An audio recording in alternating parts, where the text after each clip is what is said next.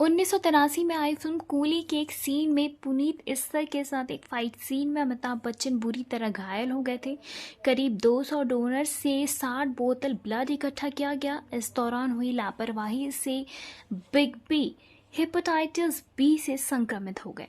जी हाँ, दरअसल बताते चले कि कोरोना पॉजिटिव भी अमिताभ बच्चन पाए गए थे, जिससे पहले से ही कई गंभीर बीमारियों से वो जूझ चुके हैं। इनमें से कुछ को वो मात दे चुके हैं, वहीं कुछ से वो अब भी जूझ रहे हैं। उन्हें हेपेटाइटिस बी हुआ था, जिसके चलते उनका 75% लीवर खराब हो गया।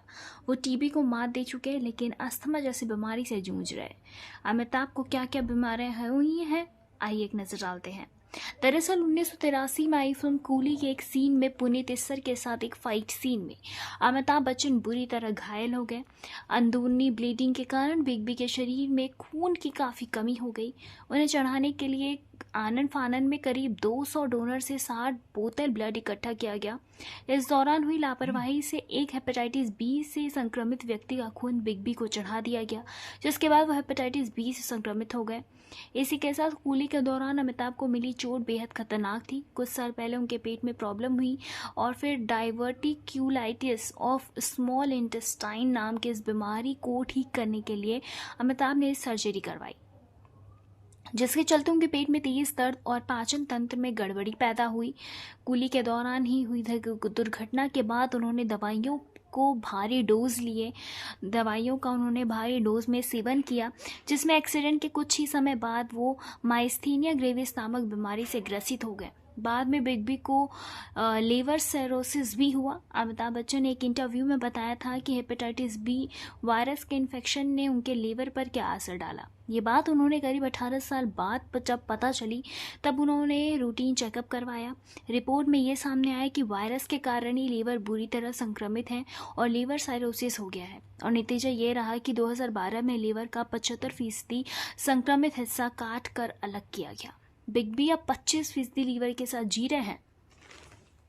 इसके बाद से ही उनके लीवर का फंक्शन कमज़ोर हो गया और उस एक एक्सीडेंट ने उनके पेट के इंटरनल पोर्शन को इतना नुकसान पहुंचाया कि अभी तक उनके साइड इफ़ेक्ट सामने आते रहते हैं।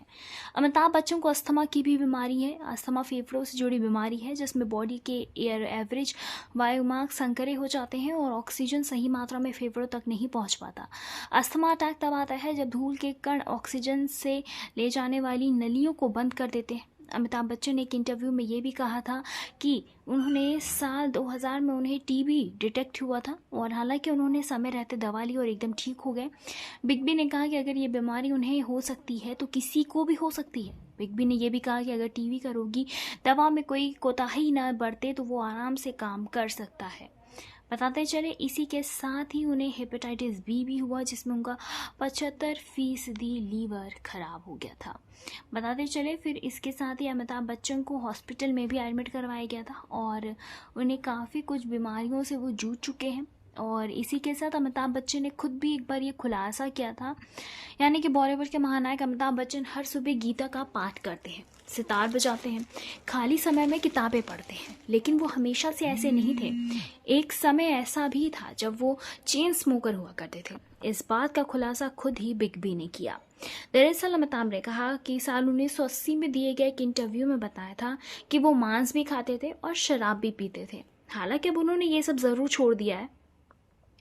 अमिताभ ने मीडिया रिपोर्ट से बात करते हुए एक इंटरव्यू में ये कहा था कि मैं न धूम्रपान करता हूँ, न शराब पीता हूँ और न मांस खाता हूँ। पहले मैं मांस भी खाता था, शराब भी पीता था और धूम्रपान भी करता था, लेकिन अब 1980 में मैंने ये सब छोड़ दिया। जो मैं कलकत्ता में था तब मैं एक दिन में 200 सिगरेट पी जाता था। जी 200, लेकिन फिर भी मैंने बॉम्बे आने के बाद सिगरेट छोड़ दी। मुझे जो दिखता था मैं वो पी लेता था, लेकिन फिर मुझे समझ आया कि मुझे इनकी ज़रूरत नहीं है। ऐसे में अमिताभ से पूछा गया कि क्या उन्होंने ये धार्मिक कारणों की वजह से छोड़ा था। इस पर अमिताभ ने कहा था कि धार्मिक नहीं, व्यक्तिगत कारण से छोड़ा था। हमारे परिवार में मेरे पिता शाकाहारी हैं और मेरी माँ मांस खाती है। इसी तरह जया मांस खाती है और मैं नहीं। कूली के दौरान हुई दुर्घटना के बाद अमिताभ ने दवाइयों के भारी डोज दिए और ऐसे में इस एक्सीडेंट के कुछ ही समय बाद वो माइस्थीनिया ग्रेविस नामक बीमारी से ग्रसित हो गए। फिर हेपेटाइटिस वायरस की जगह से उन्हें लीवर साइरोसिस हो गया। नतीजा ये हुआ कि उनका 75% लीवर संक्रमित हो गया और डॉक्टर को लीवर का ये 75% हिस्सा काट कर अलग करना पड़ा। ऐसे में अब अमिताभ 25% लीवर पर जिंदा हैं। हालांकि उन्होंने कभी हिम्मत नहीं हारी। वो 82 साल की उम्र में भी हर रोज शूटिंग करते हैं और लोगों को मोटिवेट करते हुए नजर आते हैं। बताते चले इसी के साथ ही सदी के महानायक अमिताभ बच्चन न सिर्फ फिल्मों में काम कर रहे हैं बल्कि छोटे पर्दे के शो केबीसी को भी होस्ट करते हुए नजर आते हैं। इसी के चलते इस उम्र में भी अमिताभ कई घंटों तक काम करते रहते हैं। बॉलीवुड में शहंशाह और एंग्री यंग मैन की छवि में मशहूर बिग बी को अपनी कई फिल्मों में विलन को धूल चटाते हुए देखा गया, लेकिन अभिनेता असल जिंदगी में भी फाइटर हैं। अपनी जिंदगी में उन्होंने कई गंभीर बीमारियों का सामना किया है, लेकिन इस सब के बावजूद हमेशा अपने काम पर फोकस करते हैं। बॉलीवुड के शहंशाह 80 साल 80 किस्से सीरीज के तहत उनके इस रूप से रूबरू होते हैं। अमिताभ बच्चन अपनी जिंदगी में कई बार गंभीर बीमारियों से जूझ चुके हैं।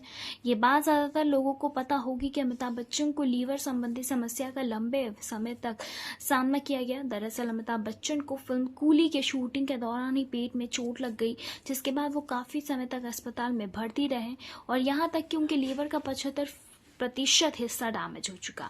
आज तक उन्हें इस वजह से कई बार स्वास्थ्य संबंधी समस्याओं में 2 या 4 बार होना पड़ता था। साल 2006 में अमिताभ को हेपेटाइटिस बी भी हो गया। लंबे इलाज के बाद उनकी बीमारी तो ठीक हो गई, लेकिन कहा जाता है कि वो अभी भी भोजन से ज़्यादा दवाइयाँ खाते हैं।